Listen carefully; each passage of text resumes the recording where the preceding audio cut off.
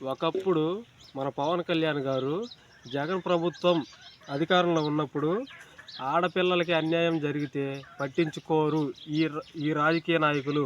ఈ జగన్ వాళ్ళ కింద ఎమ్మెల్యేలు కానీ ప్రతి ఒక్కళ్ళు ఎక్కడ ఆడబిడ్డకి అన్యాయం జరిగినా కానీ వీళ్ళు స్పందించరని ఎన్నిసార్లు చెప్పాడంటే అన్నిసార్లు చెప్పాడు. ఇప్పుడు పవన్ కళ్యాణ్ మన కూటమి ప్రభుత్వం అధికారంలోకి వచ్చింది. మొన్న ఒక ఇన్సిడెంట్ జరిగింది. ఏంటంటే ఒక సామాన్యురాల్ని కత్తితో పొడిచి ముఖం మీద యాసిడ్ పోస్తే ఇంతవరకు దాని గురించి పట్టించుకున్న రాజకీయ నాయకుడే లేడు. వీళ్ళు ఈ పవన్ కళ్యాణ్, చంద్రబాబు, ఈ నారా లోకేష్ వీళ్ళందరూ ఒక రిసెప్షన్కు ఒక పార్టీకి పోయి ఎంజాయ్ చేస్తున్నారా కానీ ఈ ఆడపిల్లలకి వీళ్ళకి జరిగిన అన్యాయం గురించి ఒక్కళ్ళు కూడా పట్టించుకొని దాన్ని వాళ్ళ ఇంటికి పోయి పరామర్శించిన పాపాన బాలేదు ఈ పవన్ కళ్యాణ్, ఈ చంద్రబాబు. సుగాలి ప్రీతి కేసుని ఈ జగన్ ప్రభుత్వంలో అస్సలు దాన్ని పట్టించుకోలేదని పవన్ కళ్యాణ్ ఉర్రూతలగిపోయాడు కదా. ఇప్పుడు కూటమి ప్రభుత్వం వాళ్ళదే ఉన్నది కదా. ఆ సుగాలి ప్రీతి కేసుని ఈ ప్రభుత్వం వచ్చి సుమారు 8 నెలలు అయింది. కానీ ఇప్పటిదాకా ఆ సుగాలి ప్రీతి కేసు ఓపెన్ చేసి చూసిందే లేదు. కానీ అపోజిషన్ పార్టీ తిట్టడం అంటే వీళ్ళకి సరదా.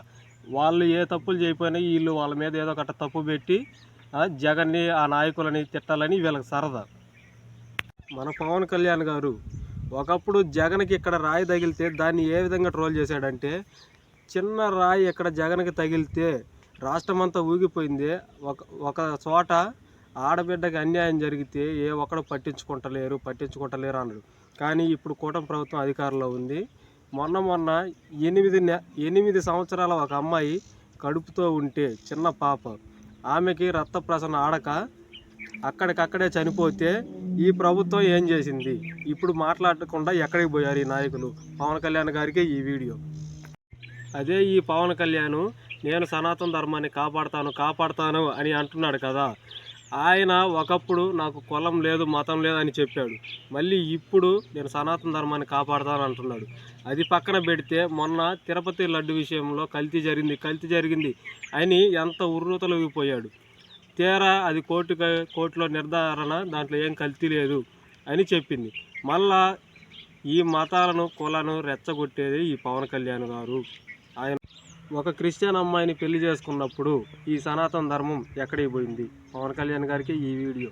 మళ్ళీ నా కొడుకు అకీరానందను వాళ్ళందరూ జీసస్నే కొలుస్తారు అన్నప్పుడు ఈ సనాతన ధర్మం ఎక్కడికి పోయింది? ఈ ప్రశ్నలన్నిటికీ సమాధానం చెప్పాల్సిన బాధ్యత పవన్ కళ్యాణ్.